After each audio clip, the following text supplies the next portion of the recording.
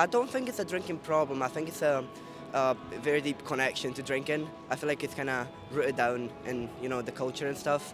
I think it's in general just a Scotland problem because I think we're like so socialised to a point where it's like so normal for 12-year-olds to be out in fields drinking because that's just always been the norm.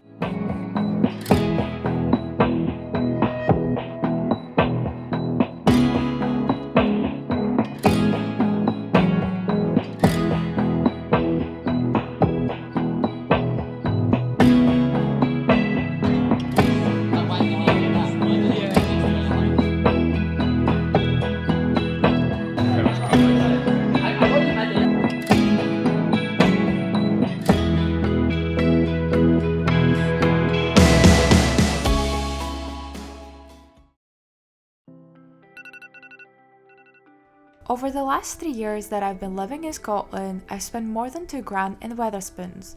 Every small achievement somehow becomes a reason to go to the pub.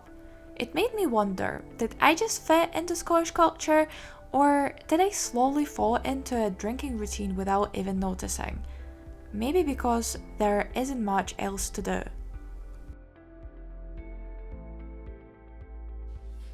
After waking up with a very bad hangover this morning, I've decided that it's time for me to stop drinking, and for that I'm going to do a research of places that don't involve alcohol and where I can hang out with my friends.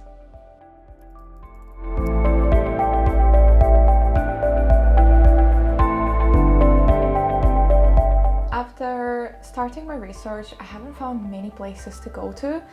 Most of the places are either sober clubs, and I'm not really a clubbing person, or escape rooms, bowling, golfing, and they're quite expensive for a weekly catch-up. But I'm not gonna lose my hope yet, I'm gonna keep researching.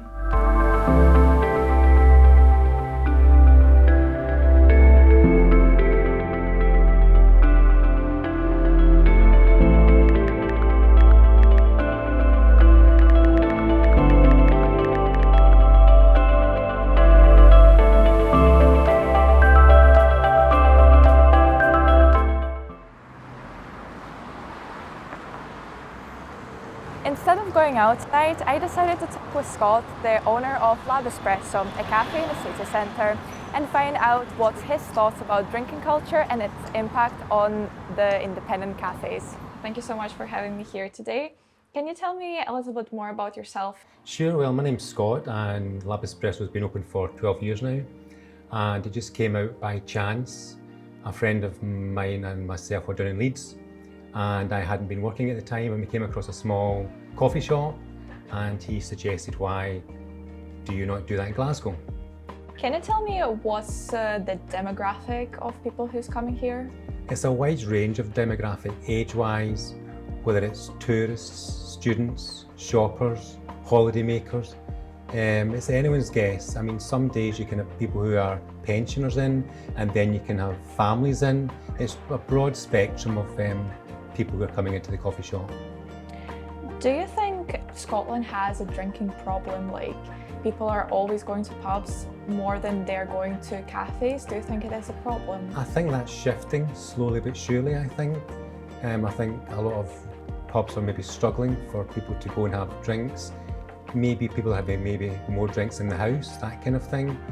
But I think there's that kind of thought process where most people during the day might socialise in a cafe and then in the evening socialise in a pub or a restaurant for alcohol. And do you think cafes ever going to replace pubs?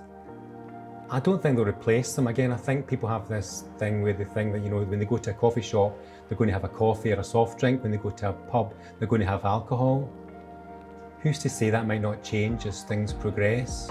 However, it is very difficult for existing cafes to have licenses. That's a major problem. So they're very strict on giving coffee shops licenses.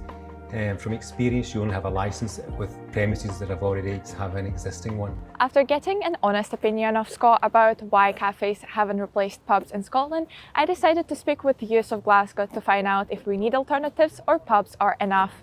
And for young people in Glasgow, no, there's not really. You can go sit in a coffee shop, but it's not really exhilarating and fun. But yeah, same as him. I don't think there's many places that really catch the interest of young people anymore. The most people do is walk about and go to pubs and stuff now? Definitely, but I don't think they're like promoted enough. I don't think they're marketized enough because they don't seem as appealing to everyone else just because no one puts the effort to make them appealing. Pubs is like, I think there's like a pub on every corner now. There's definitely more pubs than there is normal places to hang out. I mean, even in like City Next and stuff like that, there's places where you can still manage to sneak in a drink. It's kind of bad. It's kind of bad. To figure out the dynamic of young adults in bars, I decided to go to Vinyl Bar and talk with John, who's the owner of this place. Thank you for having me today, John. It's very lovely to meet you. Can you tell us a little bit about yourself and how you end up in this business? Well, my background is mainly scaffolding. I've still got a scaffold business to this day, but I've ventured in now hospitality and the licensed trade all my career, also from restaurants to a hotel that I had not far from here for a long spell, and then went into Vinyl Bar about 6 years ago. What is the main demographic of people who's coming here? From young like your age to even older than myself. I'm 64 on my birthday. We've got people into their 70s and every age group in between come here. But the wonderful thing about a demographic here is how they all mix together and chat together. Because music's such a universal thing, and what I find about younger people now is, they can listen to music that I listened to back in my day and enjoy it. That wasn't so much the case when I was young, I don't think. And so, yeah, I think the demographic here is probably as wide and varied as any bar you could mention. But the nice thing is they all get along together and mix together, which I think is quite unusual. Do you think younger generation nowadays drinks less or more than compared to your generation, for example? They seem to drink a lot less compared to my generation. I mean, we were very much for buying rounds of drinks, so you all took your turn, and you'd always get the ones that would avoid it, of course. But what I see more with young people is buying individual drinks. About 90% of our sort of business is card related. So we do a lot of cash now, so that's maybe part of the reason that people don't buy rounds as much. But then we see young people coming here nursing a half pint, which was unheard of in my day. You were going out to the pub to have a drink and that was the end of it, So otherwise you'd no money, you weren't out. So there's no in between. You're either in the pub for a drink or you're in the house for no money. Do you think drinking culture in Scotland impacts your business a lot? And are people coming here mostly for social vibe or actually drink? Speaking from our place point of view, it's very much a social atmosphere here. There's a lot, although it's a city centre bar, we have a kind of, it's a hardcore group of people who are here 2, 3, 4 times a week, whatever they come in, and they all know each other. So we get a lot of people just coming and going who we've never saw, but that's because we're more established now. But no, we've got this. This is very much, Vinyl is a very social place to come to, and that we have a lot of regulars who come just to enjoy, meeting and having a drink. So yeah, I think they both complement each other. People get together with a drink is a good thing. Talking with John and Scott gave me a business perspective on drinking culture in Scotland, and now I want to talk with student representative to see how students feel about drinking culture. Hi Mary, it's very nice to meet you. Thank you for having me here today. Can you tell me more about yourself and your relationship with alcohol? Yeah, no problem. Nice to meet you too. So being brought up in the northwest of Scotland on a small island, there is limited things for people to do growing up. So I probably started drinking from quite a young age, maybe 13 when I was in high school. I wasn't educated on alcohol, so I didn't know any limitations. And that probably lasted until I was about 17. My brother basically said to me, if you pass your exams, I'll take you out to Australia. And then I went out there and I had like a different kind of perspective in life. And I was kind of treated like an adult out there, and it kind of changed everything for me. And I didn't really want to have any alcohol at that point. When I came back, just about my 18th birthday, it was kind of okay then. And then I moved to Glasgow and was introduced to clubs. So I never had like clubbing where I was from, and then it went kind of sky high all over again. Didn't know the limitations whatsoever. I would fall asleep in clubs, was being sick outside clubs, and got myself into really dangerous situations actually at times. And then 2019 hit, and then I went completely teetotal for about 2 years, and I didn't really want any alcohol. I was kind of learning to have confidence. I think quite a lot of people drink to excess for confidence. I very much grew up in a kind of environment of pre-drinking before you even go out, being absolutely wrecked going out, and then not even making it out, sort of thing. Since I've kind of gone teetotal, I have not really drunk to excess once. I've had really bad experiences in the past where I've ended up in hospital. I remember winning tickets to a festival. I drank far too much before it and fell back, knocked my head open and was unconscious. Had concussion, was in hospital, didn't learn from it either. But again, it's all about the environment you're in and if you're educated on it. You've been working with students a lot.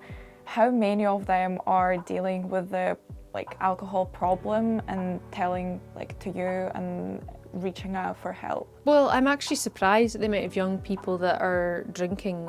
There's not as many young people drinking, from my experience anyway. I think that young people are a lot more, I don't know what the word is, they just don't seem to get into the states that we used to get into. I definitely grew up and it was normal to get paralytic, but see now 17-year-olds are doing other things just trying to think of an example, even golfing. Do you think there's enough places to go to, or this also falls into the reason why we are going to pub? It's difficult to answer that because I'm from somewhere that had very limited resources. We didn't even have a cinema growing up. So when I was 15, we hung out at the bus station and we used to go to the castle grounds to drink, which is a big park, which is also normalised in Scotland for people to be in parks drinking, but that's coming from another part of Scotland, so it's quite interesting. Different parts of Scotland are very different. I'm from a very rural area, and usually in rural areas people drink more, whereas in city areas there's more to do. And do you think it's more you're saying culture thing, or is it actual drinking problem that we are hiding under it's our culture? Possibly a bit of both. I've visited a lot of other countries. I would say Ireland's quite similar. I've been to Dublin, they're also very like us in the culture of drinking a lot. But I visited Australia, my brother lives there, and it's totally different. Even think of Ibiza, right? Spanish people don't drink to excess. I was in Crete before, and we were going to an excursion at 6 in the morning, and there was people still out from the night before, and they were Greek, but they weren't drunk. People just go out late. I know friends from the Middle East, and they go out really late for coffee, midnight, and then they'll do shisha and things like that, but they're not drunk. Whereas if I was to go out before, I couldn't possibly go out at midnight sober. And what do you think can change this culture of drinking? Probably case studies, so using people that have had life-changing experiences. I was very lucky that I had concussion and that I was okay, but some people have had terrible accidents. People have fallen off balconies and died in Spain and things like that because they're totally out of it. And I think it goes back to, again, early intervention. So in schools, in first year, I wish we had people coming in not talking at us, somebody 19 years of age, relatable to, that could say, I've been your age before, this is what happened to me. Hearing different perspectives made me realize something. Scotland's drinking culture isn't just one thing. For some, it's tradition and connection. For others, it becomes a habit without noticing. But what stood out to me the most is that people do want options, new ways to spend time that don't always revolve around the pub.